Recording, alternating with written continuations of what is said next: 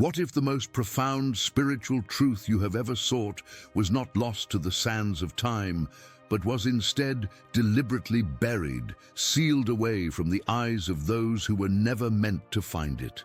Imagine a key, not forged of metal, but of sound. A single four-letter name given by a luminous master to his most trusted circle, a vibrational frequency with the power to silence the very forces that have kept humanity in a dreamlike slumber for millennia. This is not a story of faith, as you have been taught it.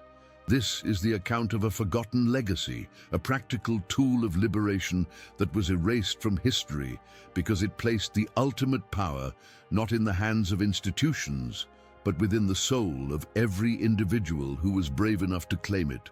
For centuries, a quiet question has echoed in the hearts of seekers, a feeling that the grand narratives of our spirituality are somehow incomplete. It is a subtle but persistent sense that a vital chapter was torn from the book of our collective memory, leaving us with a story that inspires but does not fully empower. You may have felt it in moments of deep contemplation, looking at the stars and sensing a home you cannot name, or listening to ancient chants and feeling the vibration of a truth your mind cannot grasp, but your spirit recognizes. This feeling is not an illusion. It is an ancestral memory, a homing signal from a part of yourself that remembers a time when humanity held the keys to its own spiritual sovereignty before the veils of fear and dogma were drawn. Deep within the clandestine circles of the first centuries, far from the public sermons in the sun-drenched hills of Galilee, a different kind of knowledge was being shared. This was the path of gnosis, of direct inner knowing. Here, the master teacher was not just a savior, but an initiator, a guide who revealed the hidden mechanics of the cosmos to those with the courage to see. He spoke of cosmic wardens, Archons, who govern this material realm, feeding on our doubt and forgetfulness to keep our divine sparks trapped in cycles of illusion. And to his innermost disciples, he gave the ultimate tool of defense, a name, a sacred utterance that could shatter their influence and dissolve the prisons of the mind. This ancient wisdom was a fire, and the rising empires of the world saw it as a threat to their very foundations. A truth that makes every person their own priest, their own savior, cannot be controlled. A system that relies on intermediaries cannot allow a direct line to the divine. And so the great forgetting began. Scrolls were burned, teachings were condemned as heresy, and the path of self-liberation was paved over with a road of institutional dependency. The knowledge of the sacred name was driven underground, surviving only in whispers, in hidden texts buried in desert sands, waiting for an age when humanity would be ready to remember what was taken from it. That age is now. This is not a journey into the past simply to observe history. It is an invitation to reclaim a lost part of your spiritual inheritance. The revelation we are about to unveil is more than a story. It is an activation, a reawakening of a power that has been dormant within you all along. If the echo of this lost truth resonates in your soul, if you feel the call to look behind the curtain of accepted history, then your journey has already begun. Subscribe to our channel and join the circle of those who are remembering. For the greatest secrets were never truly destroyed. They were merely waiting for you.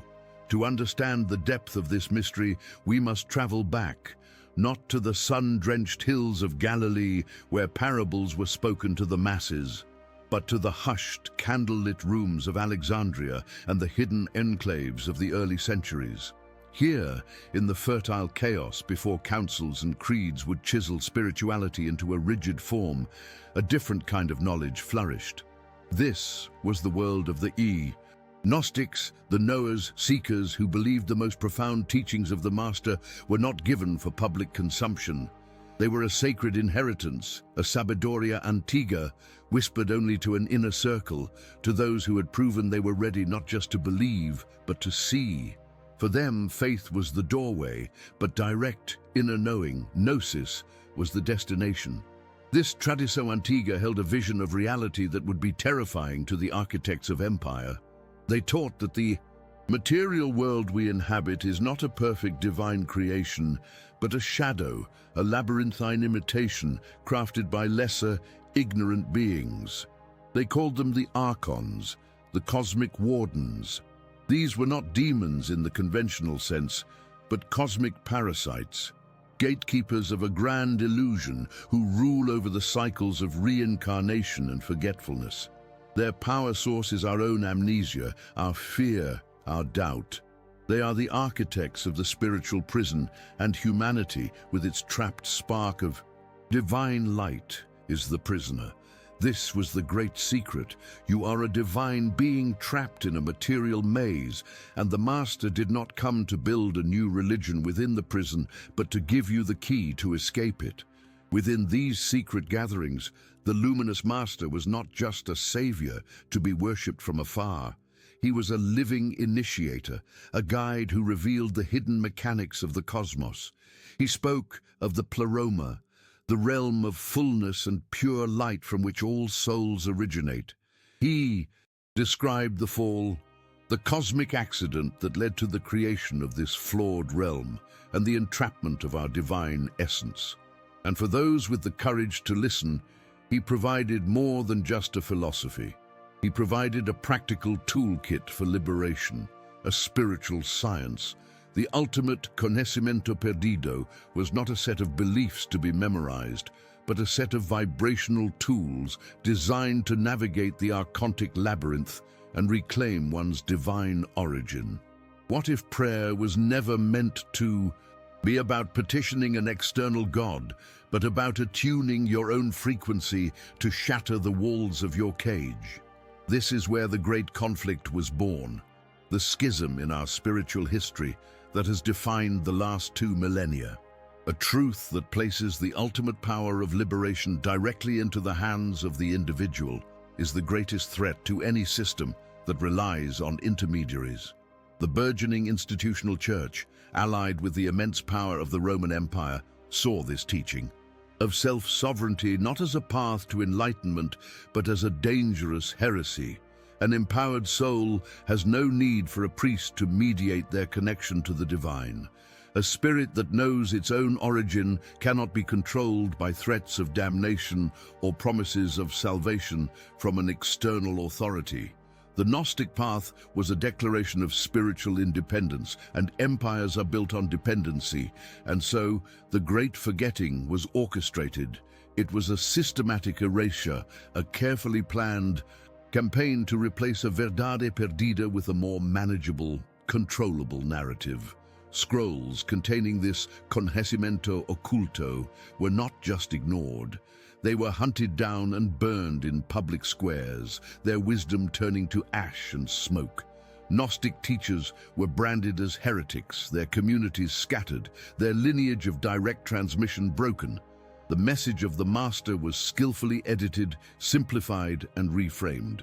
The path of inner knowing was paved over with a road of institutional faith. The story of liberation was rewritten as a story of sin and redemption, a narrative that made you a perpetual debtor in a system where only the institution held the keys to your salvation. What other truths were lost in those flames? What other tools for our awakening were turned to dust? The centerpiece of this suppressed wisdom, the most dangerous secret of all, was the 4-letter name. This was not a name for worship, not a title to be revered in song. It was a vibrational formula, a sonic key. The Gnostics understood that the universe is a symphony of frequencies, and that the Archons maintain their control by broadcasting a low, dense frequency of fear and limitation. The sacred name was the counter-frequency, a sound that resonated with the true reality of the pleroma. When spoken with intention and gnosis, it was said to instantly dissolve the influence of the Archons, shattering their illusions and silencing their whispers in the mind. It was a weapon of light, a tool of pure spiritual defense, Why would such a powerful and practical tool be so thoroughly erased from our memory? The conflict, you see, was never truly about theological disagreements. It was about power. By hiding this key, the rising system ensured that humanity would remain lost in the maze, looking for an exit that only the institution claimed to possess. The Archontic system of control found its perfect earthly expression in a religious empire that taught humanity to fear its own inner world and to seek salvation from without. The spiritual dark age that followed was not an absence of faith, but an absence of gnosis. We were taught to forget the divine spark within, to see ourselves as fallen and flawed, forever in need of a savior outside of ourselves. The legacy of this suppression is the quiet ache in the modern soul, the feeling that something vital, something essential to our own power, is missing. It is the echo of a legado esquecido, a memory stirring in our collective blood, waiting for the moment of its despertar. But where does such a monumental claim find its footing? In a world built on tangible evidence and official histories, a story of cosmic wardens and sonic keys can feel like a myth, a beautiful but substanceless dream. The architects of the Great Forgetting were thorough. They understood that to erase a truth, you must burn not only the scrolls, but also the credibility of those who carried them. And so, the proof of this sabiduria antiga is not found in the grand libraries of empires or the sanctioned histories written by the victors. It survived in the shadows. It survived in the sand. It survived as a legado esquecido, waiting for a sign from the cosmos that humanity was ready to listen once more. The evidence is not a single document under glass, but a constellation of whispers, fragments, and echoes that, when pieced together, reveal the staggering shape of a truth that refused to die. The first and most resounding piece of this ancient puzzle did not surface in a university archive or a cathedral vault. It was unearthed in 1945 near the town of Nag Hammadi in Upper Egypt by a local farmer digging for fertilizer. There, sealed in a tall clay jar for nearly 1,600 years, was a library of 13 leather-bound codices. This was no mere historical curiosity. It was a time capsule, a direct message from the world that was deliberately erased. These were the lost Gospels, the secret revelations, the authentic writings of the Gnostic communities themselves. For centuries, all we knew of them came from the furious polemics written by their enemies, the church fathers who branded them heretics. But here, in their own words, was the verdade perdida they had died to protect. Its discovery, at the very dawn of the atomic age, a moment when humanity had unlocked the ultimate power of material destruction, feels less like a coincidence and more like a cosmic balancing act. Was this the moment the universe decided we were finally ready to learn of the power of spiritual creation? Within these dusty, fragile pages lies the blueprint of the Gnostic worldview. In texts like the Apocryphon of John or the Secret Book of John, we find not vague spiritual allegories, but a detailed and chilling cosmology. It recounts a conversation between the resurrected Christ and his disciple John, where the Master reveals the hidden structure of reality. He speaks of the pleroma, the realm of light, the fall of the Aeon Sophia, or wisdom, and the subsequent creation of this flawed material realm by her ignorant offspring, the chief Archon, who arrogantly declares, "I am God, and there is no other God but me." This text is the indictment, the core testimony that explains the nature of our spiritual prison and the parasitic beings who govern it. It is the context that makes the need for a tool of liberation, a vibrational key, not just a possibility, but a logical and spiritual necessity. The Apocryphon of John is the map of the labyrinth, preserved in ink and papyrus. Other texts, like the celebrated Gospel of Thomas, provide a different kind of proof. Comprised of 114 secret sayings of the living Jesus, It contains no narrative of his life, death, or resurrection. It is pure, undiluted wisdom, a direct transmission of Gnosis. In its verses, the Master consistently points the seeker not to external worship, but to the divine kingdom that lies within. The kingdom of the Father is spread out upon the earth, and people do not see it, he says. And when you come to know yourselves, then you will become known, and you will realize that it is you who are the sons of the living Father. This is the philosophical bedrock of spiritual sovereignty. It is a teaching that empowers, that places the key to salvation directly into the hands of the individual. While the Gospel of Thomas does not explicitly name the four-letter utterance, it creates the perfect, fertile ground from which such a practical, self-empowering tool would arise. It confirms the mindset of the initiator who would bestow such a gift. But the most potent secrets of the ancient world were often not written down. In esoteric traditions, the most powerful knowledge, especially that which involved vibration, sound, and a direct alteration of consciousness, was transmitted orally from mouth to ear, from master to initiate. A written word can be copied, stolen, or misinterpreted. A living sound, a frequency passed with the proper intention and energetic attunement, cannot. It is likely that the sacred name was considered such a teaching, a conocimiento occulto, too potent to be trapped on a page where it could be found by the Archons or their human agents. Its proof, then, lies not in a single line of text, but in the pervasive understanding of sonic power across countless ancient cultures, from the Egyptian priests who were said to build temples with sound, to the Vedic mantras that mapped the vibrational frequencies of the cosmos. The Gnostics were heirs to this sacred science, and the four-letter name was its ultimate expression, a precise, targeted application of universal law. Perhaps the most compelling evidence of all is the sheer violence of the suppression itself. Empires do not mobilize their entire religious and political infrastructure to extinguish a simple difference of opinion. The systematic burning of scrolls, the anathemas pronounced against Gnostic teachers, the centuries of persecution, this was not a theological debate. It was a war against a truth so liberating, so empowering, that it threatened to dismantle the very foundations of control, both earthly and cosmic. The ferocity of the book burners tells you everything you need to know about the power contained in those books. The empty spaces on our historical shelves, the silence where a universe of knowledge once stood, are not proof of absence. They are the shadowy imprints of a blinding light, a testament to a revelation so profound that an empire chose to plunge the world into a spiritual dark age rather than allow humanity to know its own power. Why would they go to such lengths to hide a truth unless that truth could truly set us free? This ancient conflict is not a relic sealed in the past.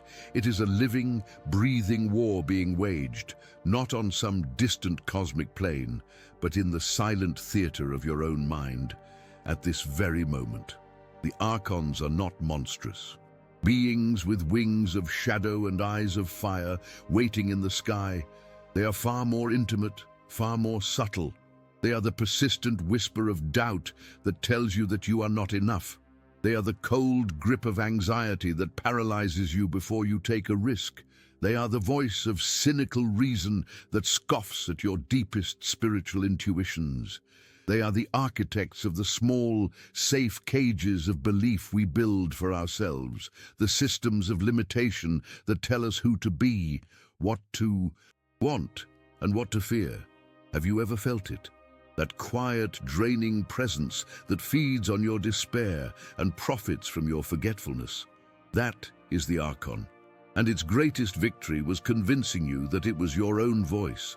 This verdade perdida does more than just reinterpret history. It radically redefines your identity. The systems of control, both earthly and cosmic, have invested millennia in a single disempowering narrative, that you are inherently flawed, born into sin, a debtor in need of an external savior. This teaching keeps you small, keeps you seeking, keeps you dependent. But the Gnostic revelation shatters this illusion. You are not a fallen creature. You are a divine spark, a fragment of the pleroma itself that has been tricked into a state of amnesia. The deep, existential ache you feel, that sense of being a stranger in a strange land, is not a sign of your brokenness. It is the most potent proof of your true origin. It is your divine memory, your memoria ancestrale, trying to awaken from a long and troubled dream. Your purpose then was never to earn your way back into a distant heaven, but to remember the heaven that is already locked inside you. The spiritual vacuum of the modern world, the hollow feeling that permeates even our most sacred institutions, is the direct consequence of this ancient erasure. We have been given a map with the most crucial territory torn out. We have been taught prayers of petition, but not the utterances of activation. We have been told stories of a savior, but have not been given the tools of the initiator. That quiet desperation you may have felt in a silent church, that sense that the words being spoken are pointing to a truth, but are not the truth itself, is the echo of this absence. Humanity has been trying to fill the silence left by this lost sonic key with noise, with dogma, with materialism, with endless distraction. But the soul knows. The soul remembers the frequency of its own freedom, and it will not be satisfied with anything less. What if the emptiness you feel is not an emptiness at all, but a space waiting to be filled with a sound it has been longing to hear for 2,000 years? This journey of despertar is therefore not a passive intellectual exercise. It is a reclamation. It is an act of profound spiritual rebellion. To even consider this possibility is to stand against the most powerful currents of our conditioned reality. The archontic system is deeply embedded in the fabric of our world. It is in the media that programs you with fear, the consumer culture that promises fulfillment in things, the educational systems that reward conformity over gnosis. These forces are not abstract. They have a vested interest in keeping your divine spark dormant, in keeping you a predictable, manageable, and energetically profitable asset. To awaken is to cease being a battery for a system that does not serve you. It is to declare your energetic sovereignty and begin the work of dismantling piece by piece the prison walls you were taught to call reality. And you, the one listening to this now, are not here by accident. Your life, your questions, your disillusionment with the shallow answers of the world, it has all been a form of preparation. You are the inheritor of this legado esquecido. The Gnostics who sealed their sacred texts in a clay jar were not just preserving knowledge for a vague, distant future. They were sending a message through time, a spiritual time capsule addressed to a specific kind of soul, the one who would be ready, the one who had the courage to question, the sensitivity to feel the illusion, and the inner thirst for a truth that empowers rather than enslaves. Your presence here is an answer to their prayer. You are the proof that their wisdom was not turned to dust, but was merely sleeping, waiting for the right frequency to call it forth once more. As this understanding begins to dawn within you, you may feel a subtle shift in your perception. The world begins to look different. The invisible bars of the cage become visible. The whispers of the Archons, once mistaken for your own thoughts, become clear for what they are, external transmissions of a foreign frequency. This is a crucial stage of the awakening, and it can be unsettling. It is the moment you realize you are a sleeper just beginning to stir. There is a power in this realization, a sacred anger, a holy resolve. It is the energy of the divine spark beginning to reignite, burning away the fog of its long slumber. It is the feeling of a king or queen remembering their true lineage while living in exile.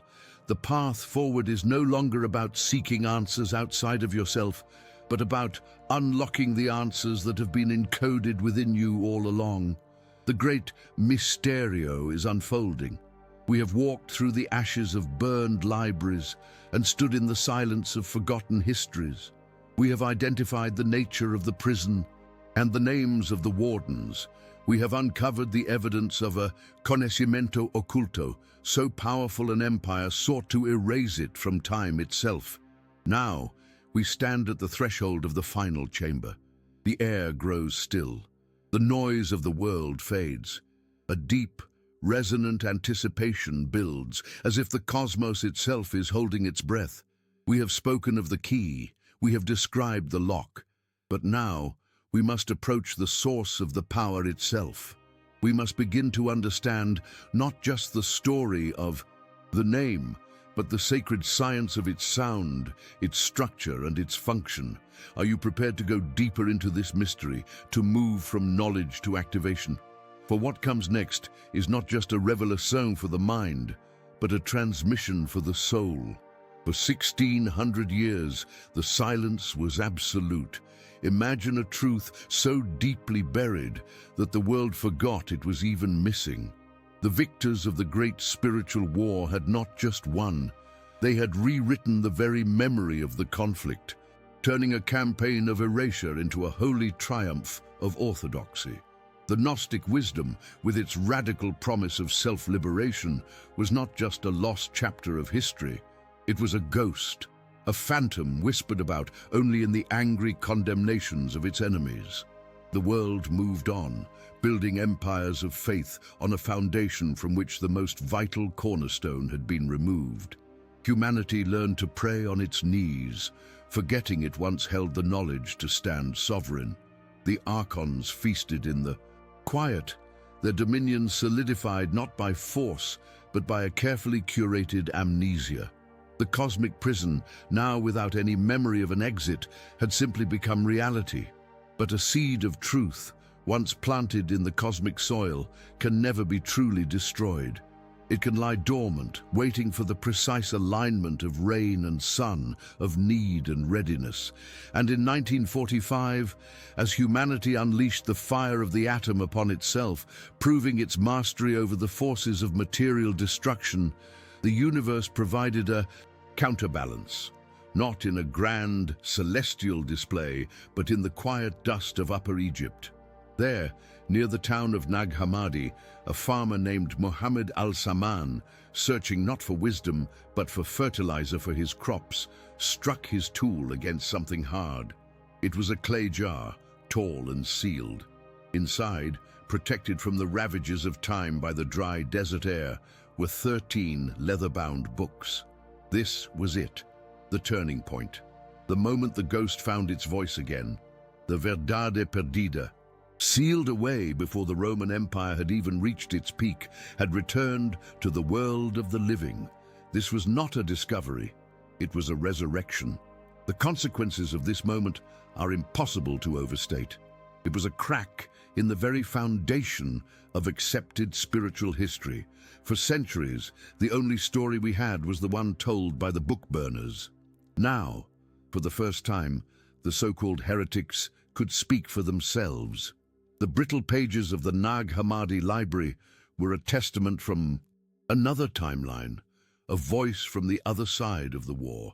And what they revealed was not the devil-worshipping caricature painted by their persecutors, but a profound, sophisticated, and deeply empowering spiritual science. The official narrative, which had stood unchallenged for over a millennium, was suddenly exposed for what it was, a carefully constructed story designed to consolidate power.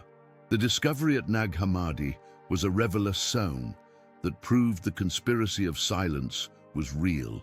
The history of our soul's journey had been edited, and we were finally reading the deleted scenes. Within these texts, the full scope of the conocimiento oculto came rushing back into the light. In scriptures like the secret book of John, the Master is depicted not as a preacher of parables, but as a divine initiator, pulling back the veil of reality for his most trusted disciples. He lays bare the entire cosmic drama, the realm of pure light, the pleroma, the fall of the divine feminine aspect, Sophia or wisdom, and the accidental creation of this flawed material world by her arrogant, ignorant offspring, the chief Archon, who falsely declared himself the one true God. This was the context that had been so violently suppressed.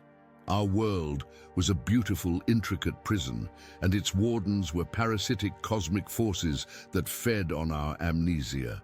This discovery transformed the spiritual quest entirely.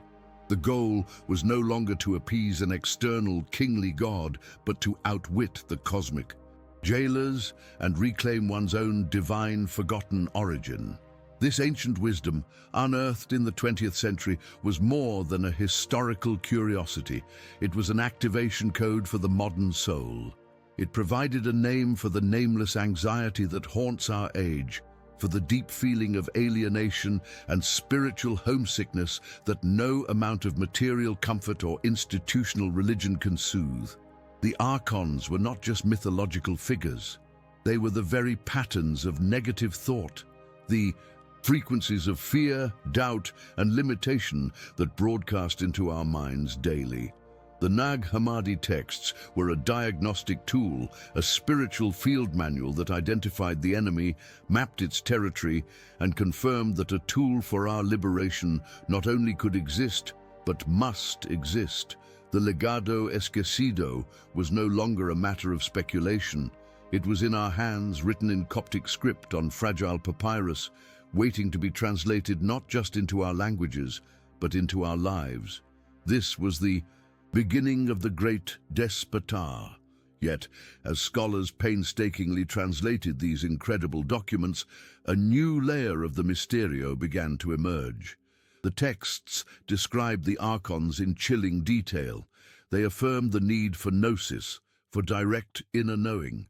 They were filled with the secret sayings of the initiator, pointing again and again to the divine kingdom within.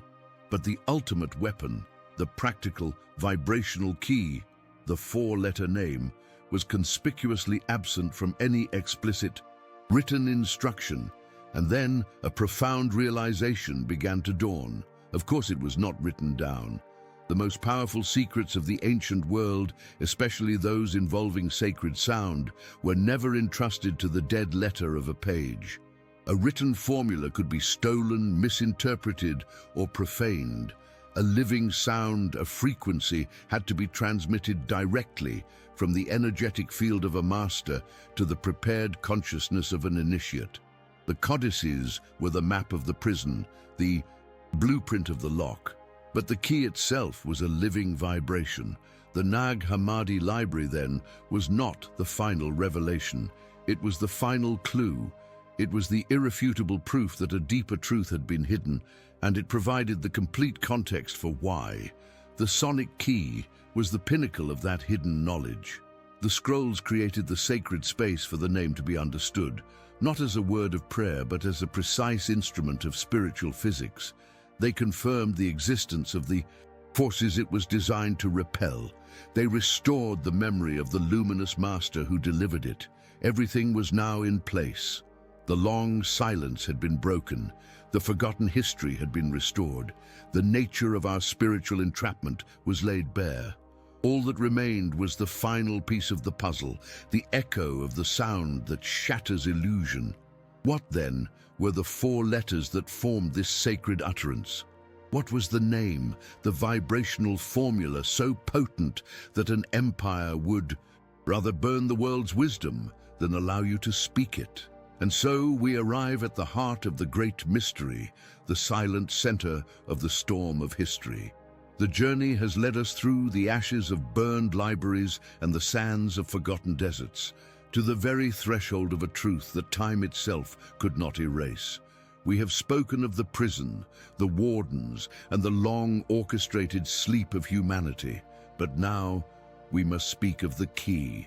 The four-letter name, the sacred utterance, was never just a word to be spoken. It is a frequency to be embodied.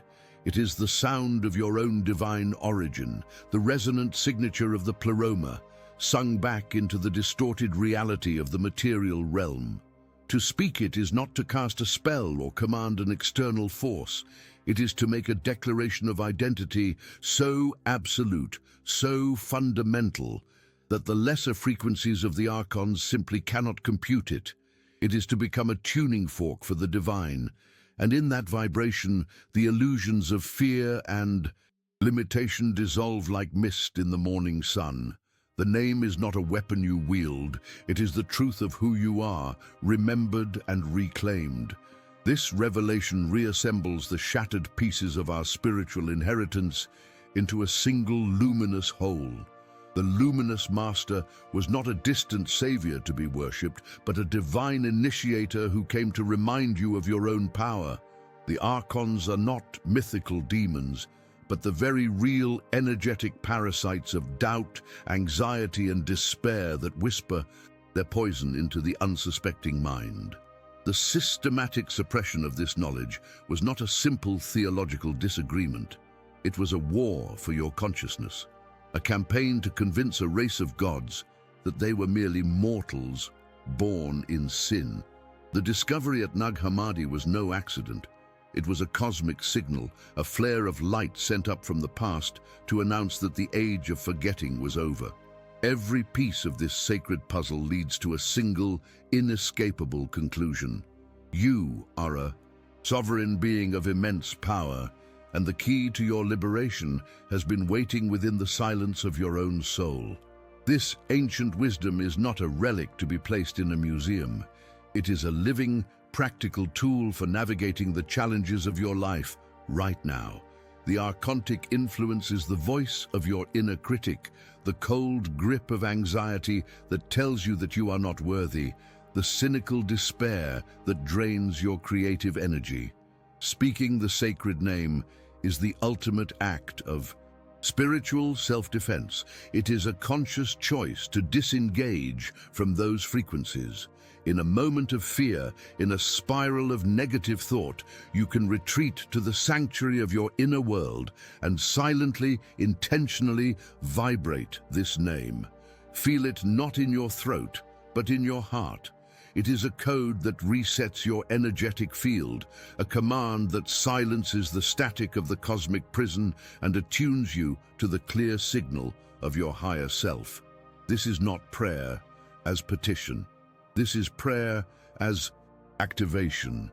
It is the moment you stop asking for help from the outside and start remembering the divine authority that has always been inside. Embracing this truth fundamentally changes your relationship with reality. The world is no longer a random, chaotic place, and you are no longer a helpless victim tossed by its currents. You begin to see the invisible architecture of control in the media, in the systems that promote fear and division, in the subtle ways society encourages you to forget your own magnificence. But you do not see it with fear. You see it with the calm clarity of a lucid dreamer who has finally realized they are in a dream. You are the holder of the key. You have the power to choose your frequency. This understanding transforms you from a spiritual seeker into a spiritual sovereign. Your purpose is no longer to search for a light in the darkness, but to be the light that dissolves the darkness wherever you go. This is the final stage of the awakening, the reclamation of your power not to escape the world, but to transform it from within. The greatest lesson of this forgotten legacy is that the most profound truths are never shouted from the rooftops of empires. They are whispered in the chambers of the heart. The ultimate prison is not one of stone and steel, but one of amnesia. And the path to freedom is not a battle to be fought, but a memory to be recovered. You have carried this sacred knowledge encoded in your very essence through lifetimes of forgetting, waiting for the moment when you would be ready to hear its echo once more. That moment is now. The truth has been returned to you. The key is in your hand. Now that you know the door was never truly locked, what will you finally give yourself permission to become? If this ancient truth resonates within the deepest parts of your being, know that you are not alone on this path. This is more than a story. It is an invitation to join a global circle of awakening souls. Subscribe to our channel and continue this journey of remembering, for the veils are thinning and the greatest revelations are yet to come. Share this transmission with someone you know whose spirit is thirsty for a deeper truth. The Great Awakening is not a singular event, but a chorus of individual sparks reigniting into a collective flame. Your part in this is simple, yet profound. Remember who you are and shine.